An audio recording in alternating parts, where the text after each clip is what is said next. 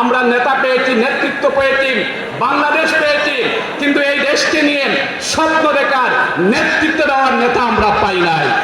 আমরা সবাই জানি বাংলাদেশ মালয়েশিয়ার এক অপরিণত যে নেতৃত্ব ছিলেন আমাদের মাহাথির মোহাম্মদ, তিনি তার শাসন আমলের ৫ম বছর অতিবাহিত হওয়ার পর তিনি সিদ্ধান্ত গ্রহণ করলেন মালয়েশিয়ার বিমানবন্দর, মালয়েশিয়া থেকে ৬৫ কিলোমিটার দূরে তিনি বিমানবন্দর স্থাপন করবেন। তার এই সিদ্ধান্তের বিষয়ে তার একবারে প্রেসিডেন্ট সহ, তার ভাইস প্রেসিডেন্ট সহ সবাই তার এই সিদ্ধান্তের বিরোধিতা করলো। সবাই বলল, আপনি এত দূর মালয়েশিয়া এই বিমানবন্দর কেন আপনি স্থাপন করবেন?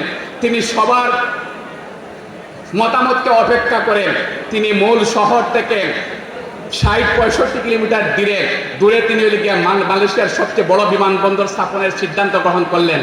এই বিমানবন্দর তিনি যেদিন উদ্বোধন করবেন সেদিন সাংবাদিকরা তাকে প্রশ্ন করল, আপনার টোটাল জাতি, আপনার ক্যাবিনেটের সকল মন্ত্রীদের পরামর্শকে অপেক্ষা করেন আপনি মূল শহর থেকে দীর্ঘক্ষণ দূরে আপনি বিমানবন্দর স্থাপন করলেন, কি কারণে? আজকে কি আপনি সেটা বলবেন? তিনি বললেন, যারা ১৫ কিলোমিটার দূরে, ২০ কিলোমিটার দূরে, ৩০ কিলোমিটার দূরে যারা আমাকে বিমানবন্দর স্থাপনের পরামর্শ দিয়েছিল, তারা কুয়ালালামপুর শহরকে মাত্র ২০-৩০ কিলোমিটার প্রশস্ত বড় একটা শহর দেখতে চায়, কিন্তু আমি মাহাথির মোহাম্মদ ৬৫ কিলোমিটার প্রশস্ত এবং পৃথিবীর সবচেয়ে বড় একটা শহর হিসাবে আমি আমার এই রাজধানীকে আমি দেখতে চাই। এজন্য মূল শহর থেকে ৬৫ কিলোমিটার দূরে আমি বিমানবন্দর স্থাপনের সিদ্ধান্ত গ্রহণ করেছি।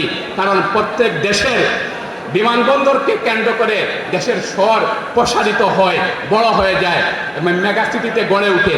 সম্মানিত প্রিয় উপস্থিতি, আমরা স্বাধীনতার ৫৪ বছর পর আমরা অসংখ্য নেতৃত্ব পেয়েছি, নেতা পেয়েছি, কিন্তু বাংলাদেশকে নিয়ে স্বপ্ন দেখার এবং এই দেশকে তার উন্নতির চূড়ান্ত শিখরে আরোহণ করানোর কোনো নেতৃত্ব আমরা পাই নাই। এজন্য আজকের এই জেনজিকে, আজকের এই মেধাবীদেরকে সিদ্ধান্ত গ্রহণ করতে হবে, মেধা এবং নৈতিকতার সমন্বয় করে আগামী দিন আমরা সমৃদ্ধ বাংলাদেশ গঠন করতে চাই।